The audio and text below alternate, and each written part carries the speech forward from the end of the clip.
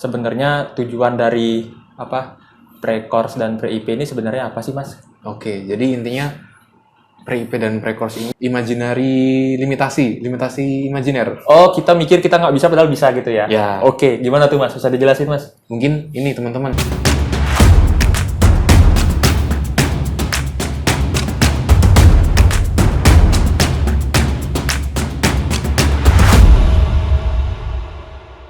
Oke, selamat datang di Admin Room bersama saya Surya, dan Saya Arnold. pada kesempatan kali ini kita akan membahas tentang pre-course dan pre-IP. Oke, sebelum itu tujuan dari pre-course dan pre-IP ini sebenarnya adalah untuk supaya teman-teman kesini itu ada bekal gitu ya, Mas ya. Ya, betul. Supaya tidak langsung dilepas lah gitu. Sebelum teman-teman join ke IP Refactory ini, teman-teman memiliki bekal yang cukup untuk menjalani hari-hari di sini gitu. Oke, mungkin dari Mas Arnold, sebenarnya tujuan dari pre-course dan pre-IP ini sebenarnya apa sih, Mas? Oke, jadi intinya pre-IP dan pre-course ini tujuan utamanya itu untuk seperti tadi sih, ngasih bekal buat teman-teman. Jadi waktu teman-teman masuk sini, ibaratnya mendapatkan tas, itu teman-teman nggak terlalu susah lagi karena sebelumnya sudah mendapatkan. Jadi kan ibaratnya sudah latihan dulu gitu ya di pre-course dan pre-IP. Nah, di pre-course itu juga ada yang namanya semacam pelatihan gitu. Pelatihannya ini teman-teman diajarin untuk dasar-dasarnya, sekaligus juga ngerjain tiket-tiket gitu ya, Mas ya.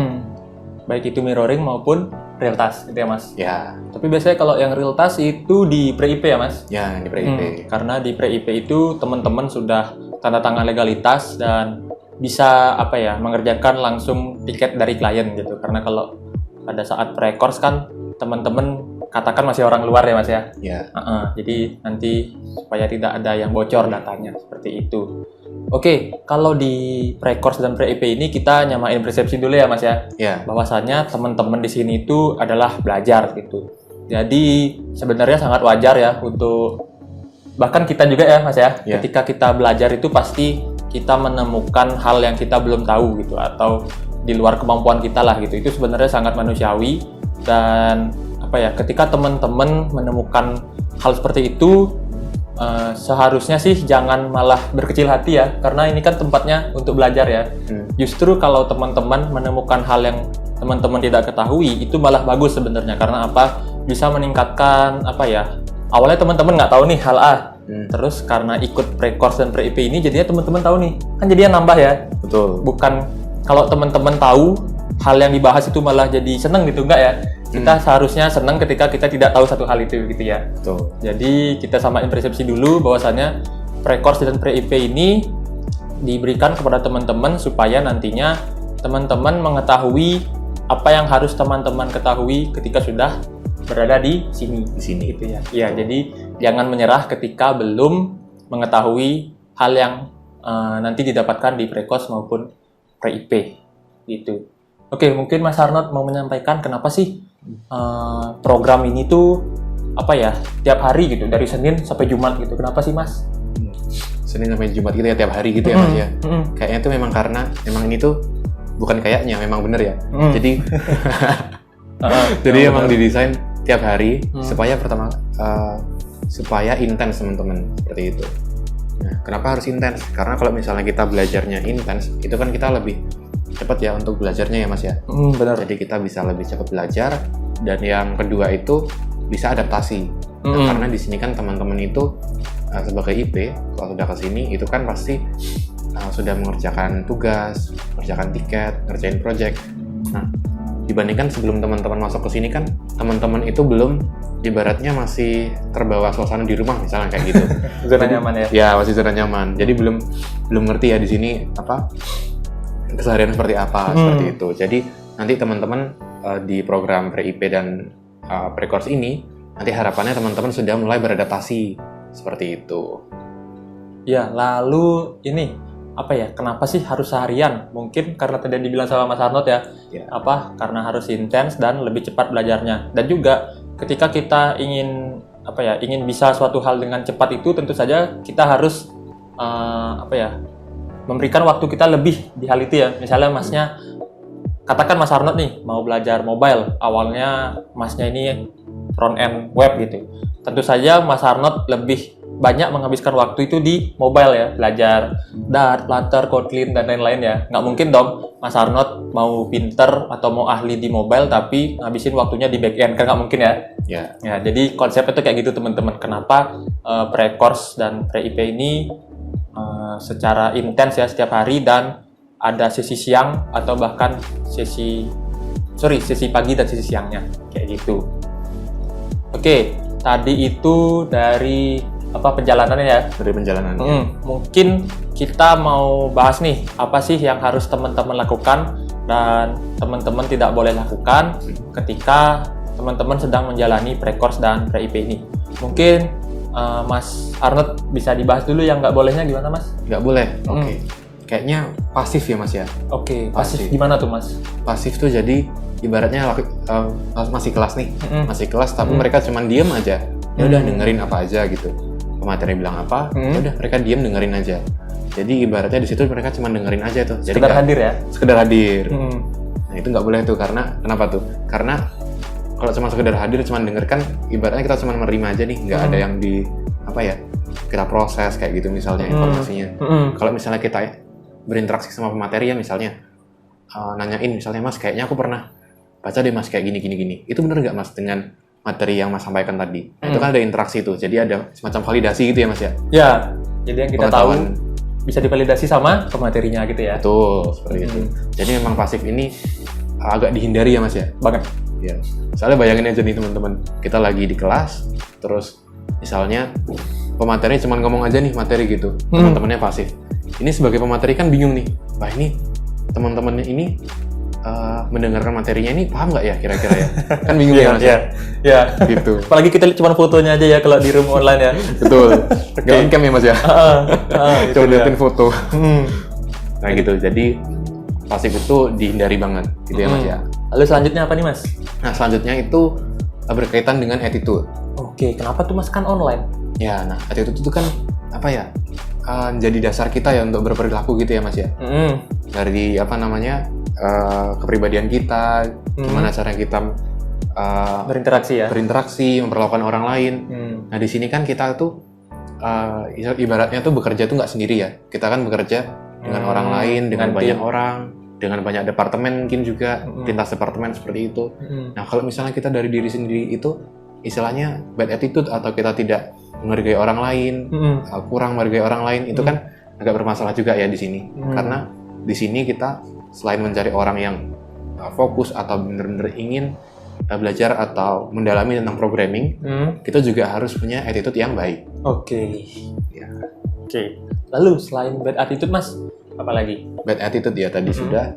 Terus mungkin kurang fokus atau waktu yang terbuang gitu ya Mas ya. Oke. Harusnya 5 jam jadi 6 jam gitu ya. Ya, misalnya teman-teman dikasih tugas misalnya, kira-kira ini selesainya dalam waktu 8 jam nih misalnya, 1 hari kerja misalnya ya. Tapi ternyata waktunya kurang dimanfaatkan dengan baik misalnya karena mungkin masih mau keluar main sama temennya mungkin ya, karena masih di rumah ya. Banyak distraksi ya? Iya, banyak distraksi. Oke. Jadi harusnya seharian selesai, malah akhirnya harus 2 hari gitu. Wah, itu panjang banget sih, 2 hari. Iya. Oke. Teman-temannya yang lain sudah pada selesai, ternyata kita belum kan, susah ya ngejarnya ya.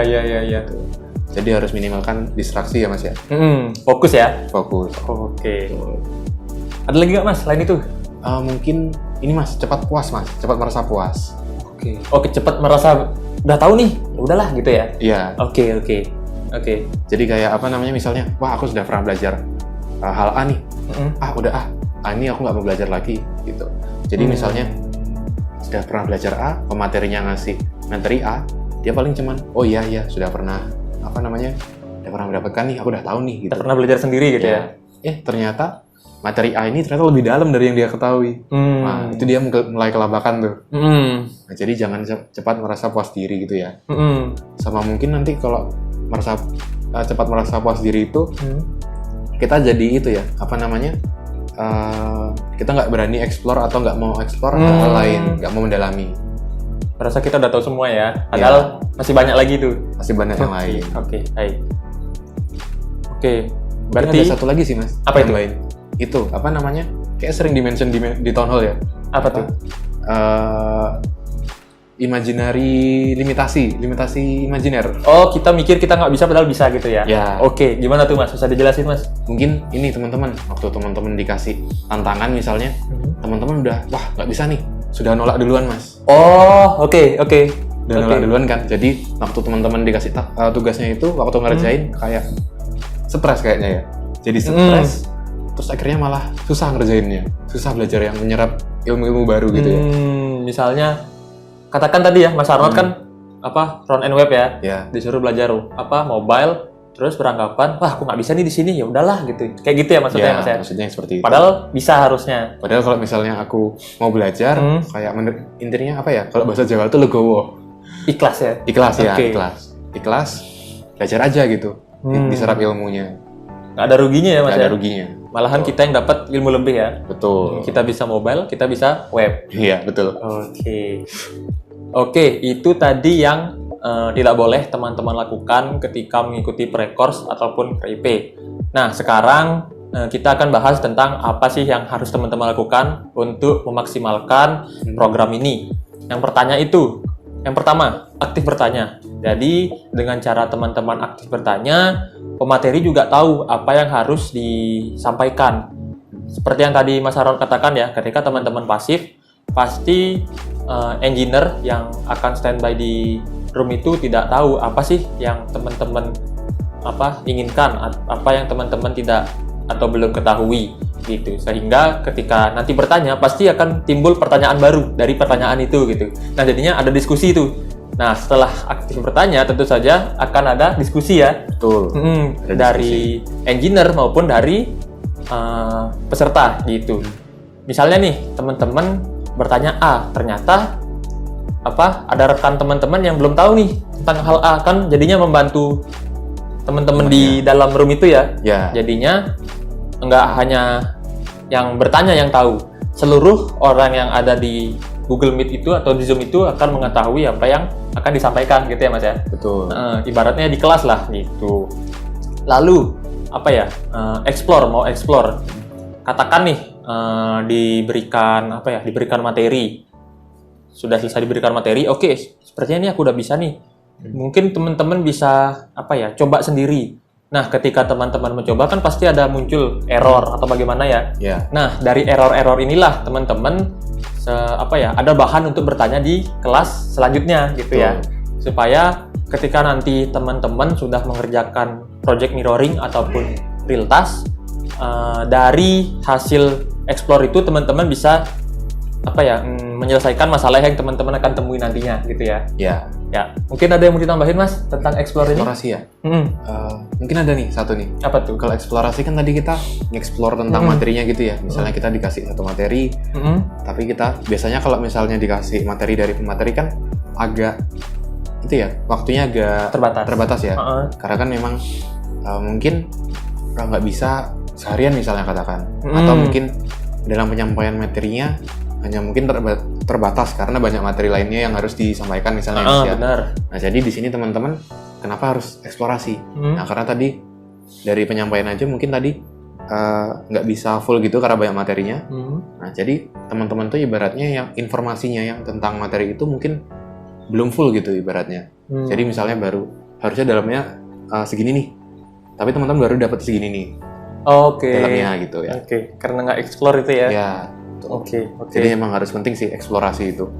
Dan untuk eksplorasi ini, itu semakin teman-teman eksplorasi, itu teman-teman akan semakin familiar dengan tools-nya mungkin atau dengan materinya.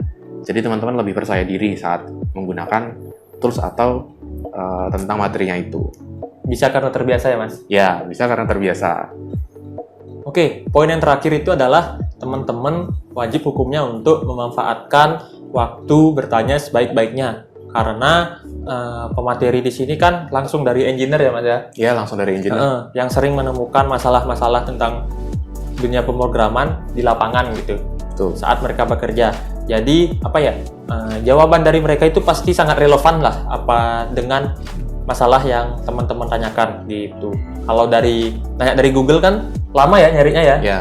Mendingan langsung nanya pada saat kelas itu gitu kan, langsung dijawab sama pematerinya dan solusinya pun langsung dari ahlinya gitu. Betul. Oke, mungkin dari Mas Arnold ada yang ingin menambahkan? Mungkin tambahan lagi. Apa tuh Mas? Kalau misalnya tadi lagi mencari gitu, ada menemukan masalah, dicari dulu. Oke. Cari sendiri dulu. Cari sendiri dulu ya. Kalau nggak dapat, nah langsung tanyain. Oke. Jadi cari dulu jawabannya di internet karena di internet itu semuanya ada ya. Ya. Atau dokumentasi. Nah, paling penting cari di dokumentasi terlebih dahulu. Setelah itu kalau memang belum benar-benar mentok, baru nyari di sumber lain gitu ya. Oke teman-teman, jadi mungkin ini yang bisa kita sampaikan tentang pre-course dan pre-IP. Tunggu kita selanjutnya di Admin Room.